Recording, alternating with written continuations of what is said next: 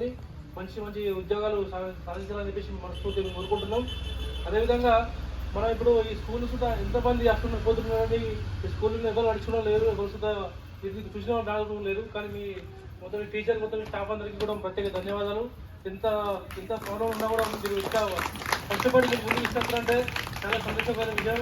ఈరోజు స్టాఫ్ తీసుకుంటే మన గవర్నమెంట్ స్కూల్లో ఇప్పుడు స్టాఫ్ తీసుకుంటే మన టీచర్స్ కానీ అడిగితే మన స్టూడెంట్స్ తీసుకుంటే 60 మందితో ఇలా మీరు ముందుకు తీసుకోవద్దంటే ఎంతో గ్రేట్ అది.